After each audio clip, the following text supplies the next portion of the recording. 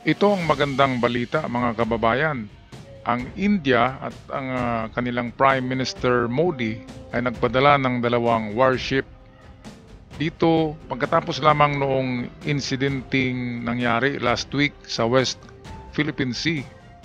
Itong atrocity ng China sa ating mga barko na nandyan sa West Philippine Sea.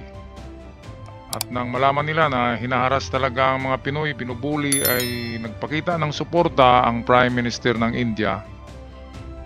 Kaya nagpadala siya ng dalawang warship para ipakita sa China na full support sila sa Pilipinas. At bakit nga ba sumusuporta ang Prime Minister ng India sa Pilipinas? Dahil mortal na magkalaban ang China at India. Sa ngayon, ang China ay meron ng augmentation of forces, yung merong pinalaking puwersa sa border ng India. Kaya anytime ay pwedeng, kung hindi Taiwan ang sasalakayin ng China, ang kanilang plano ay ang India. At ang pangalawa dyan, ayon sa aking mga narinig sa mga itong tinatawag na mga chismis, ay pangatlong atakihin ng China ay mismo ang kanyang kaibigan na Russia. Kasi ang border ng China at Russia ay magkadikit lang yan. Kaya yan, lahat ng border ng China ay atakihin talaga niya para lalaki ang empire ng China. Dahil naman ang China ay almost half of the world population. Ang dami ng tao sa China ay wala na silang makain pa dahil kulang na sila sa resources. Kaya ang karagatan ay kinukuha na ng China. Ang West Philippine Sea, alam natin na maraming makukuhang pagkain dyan, tulad na lamang ng isda at iba pang mga halamang dagat. At doon naman sa India ay meron ding mga raw materials na mga katulad ng mina. Sa Russia lalo na ay maraming raw minerals ang Russia. Kaya yan, ang China ay sleeping dragon lang yan, patulog-tulog lang siya, pero meron siyang malaki at maraming plano para lalong palakihin ang imperyo o empire ng China. Dahil noong unang panahon naman, ang China talaga ay isa rin sa powerful nation in planet Earth. Okay, pero meron tayong magandang balita ngayon. Ang Russia ay kakampi din pala ng Pilipinas. Ito, sa isang vlogger ay nakuhaan niya na dumaong ang dalawang warship ng Russia noong December 11 sa Port of Manila. Atin panoorin. At parang merong napaka-wise move si Putin dito sa conflict ng West Philippine Sea between Philippines and China. Nagpadala si Putin ng kanyang dalawang naval ships sa Pilipinas. December 11 ito nang dumaong sa Port of Manila. Sekreto lamang. Ito'y nakita ng isang vlogger na Pilipino. Yan, si Kuya Book TV. Shout out kay Kuya Book dyan. Ito yung kanyang video. Yan, dalawang warship yan galing from Russia. Bakit nga ba sumusuporta si Putin sa Pilipinas kapag nagkagyera ang West Philippine Sea? Of course, ayaw din ni Putin na makontrol ng China ang rutang yan, kasi that is a business route ng mga cargo vessels. At kapag nakuha yan ng China, hindi na diyan makakadaan pa ang Amerika, Australia, Japan at iba pang mga barko na gustong maghatid ng kanilang negosyo sa iba't ibang pulo diyan na malapit sa West Philippine Sea. Si Putin at Xi Jinping ay mayroon din kunting hidwaan yan sa teritoryo. Lalo na yung Prime Minister ng India, meron ng sa border, meron ng tension between India and China sa kanilang border. Kaya ang Prime Minister ng India, si Modi, ay talagang full support yan kapag nagkagyera ang Pilipinas at China. Kaya dito ay mangangamuti talaga dito si Xi Jinping. At ito na yata ang katapusan ng China kapag gagawa sila ng kanilang kalukuhan na may kapagdigma sa Pilipinas. Kasi ang mga backup ng Pilipinas ay mga halimaw din, mga bakulaw. Kung bakulaw ang China ay mas bakulaw ang Amerika, ay lalong tipaklong ang Japan. Ang Australia naman ay okay lang yan. Pero ang India, ay nako, napakalaking empire din yung India na yan. Kaya let's pray na lamang for the world peace. Sana ay walang digmaan. Siguradong matalo dito ang China, pero of course meron ding mamamatay sa panig ng Pilipinas, ng Amerika, Australia, India. At kung ang Russia ay sasali, ay meron din. Lalo na ang China, kawawa talaga yan kapag nagdesisyon silang makipagyera. Puputaktiin sila ng swarm ng mga putakti katulad ng India, Malaysia, Vietnam, Singapore, lahat ng mga Asian countries, mga putakti, maliliit lang yan pero talagang masakit kapag nangangagat. Putakti nga ang tawag dyan. Kaya dapat ipagdasal din natin na mabago ang isip ng presidente ng China na sana babalik na sila sa concentration sa kanilang negosyo, hindi sa pang-aagaw ng mga borders ng mga kapit nasyon dito sa mundo.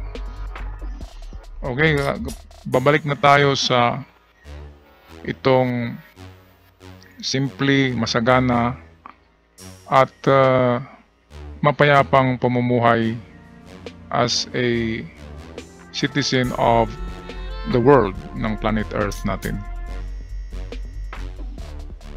Breaking news mga kababayan, ang Australia right away ay nagpadala ng kanilang mga destroyers at mga barkong pangdigba dito sa Pilipinas right after lamang noong insidente last week sa WPS sa ating West Philippine Sea, especially doon sa Philippine Reef, kung saan binubumba ng water cannons ang tatlo sa ating mga barko, ating Coast Guard, ating Philippine Navy at BFR na mga barko ay binumba at dalawang nasira. Very dangerous maneuvers, sabi ng mga expert, na dapat hindi ginawa ng China. Kaya nagalit ang ating kapatid, ang ating big brother na Australia, kaagad nagpadala ng kanilang mga destroyers para ipakita sa China na handang tumulong ang Australia kapag binubuli na ganyan. Ngayon si Biden nagsasabi na don't mess around kasi the Philippines is ironclad by the US. Okay, nakabakod ng bakal ang Pilipinas dahil protected ito ng US. Kaya isa pang pagkakamali, kahit isang kanyon lang ang pumutok galing sa China papunta sa barko ng Pilipinas, susuklian na yan kaagad ng Amerika ng kanyang puwersa sa dagat. Kaya wag magkamali dito ang China. Stalemate na. Talo na ang China sa posisyon pa lamang kasi sa South Korea nandun na ang base militar ng Amerika. Kompleto doon, mga missile nakatutok na sa North Korea at sa China mismo. Ngayon sa Pilipinas mayroong 7 base militar ang Amerikano. Noon 2 lang, yung Subic at Olongapo. Ngayon napakarami na. Sa Luzon 5 yata, sa Palawan 2, sa Mindanao meron din. Kaya wala na. Ballistic missile, ICBMs, lahat ng ballistic missile ng Amerika pwedeng tatama na sa China at matutunaw ang China. Nandyan pa ang mga kapatid na bakulaw ng Amerika, mga tipaklong at mga kung ano-ano pang mga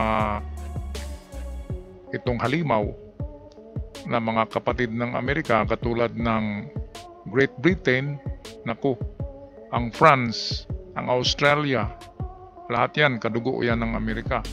Lahat yan tutulong, pati na ang Israel. Super bakulaw.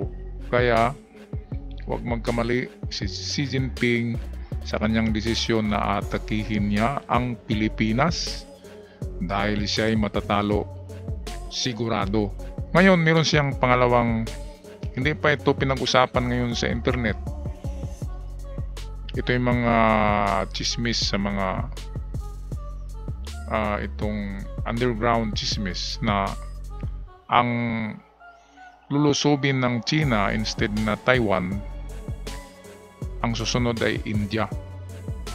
Kasi mas madali niyang matalo ang India kasi walang tutulong gaano sa India. Hindi katulad ng Taiwan ay nandoon ang Japan, super halimaw. Nandyan ang Amerika, super bakulaw. Australia, France, United Kingdom, naku. Kaya ayaw ng China sa Taiwan. Yung sabi niya na atakihin niya, wala yan, hindi yan totoo. Ang totoo niyan, mas mauna pang atakihin niya ang India. Kaya ang India tuloy nagpadala na ng 2 destroyers ng barko na pandigma sa Port of Manila noong isang araw lang. At pangatlo, ayon sa mga underground news, pangatlong atakihin ng China ay ang kanyang kaibigan na si Putin. Dahil noong mga 1930s ay itong Russia ay nakakuha daw yan ng portion of China. Merong digmaan nangyari sa China at Russia at nakuha ng Russia ang portion ng China. Kaya kung napansin nyo, merong mga Russian na inchik. Mga inchik ang mukha ng Russia doon sa may bandang east. Kasi yun ay China. Kaya gusto kunin niya ng China. Sinisikreto lang niya. Ngayon hinihintay ng China na hihina ang Russia dahil sa giyera niya sa Ukraine. Nauubos na ang kanyang military at mga bala. At pagdating ng kanyang tiempo ay titimpuhan yan ng China. Atakihin niya ang border ng Russia at babawiin niya kung ano mang nakuha noong 1930s. Kaya yan, ang digmaan na ito ay parang ano lang ito, itong history repeated. Yung mga invasion, mga empire na yan ay paulit-ulit lang yan. Okay, so pagdasal lang natin mga kababayan na mababago ang isip ng ating mga world leaders na sana wag nang maggera-gera ng ganyan dahil sa hindi lang perwisyo sa buhay yan, perwisyo lahat yan. At walang nananalo sa gera kundi mga negosyante ng armas. Yung nag-iimbento ng armas, yun lang ang yumayaman at ang sibilyan ang kawawa, ang biktima. Okay, so let's pray for the world peace until our next breaking news dito sa Good News Daily TV.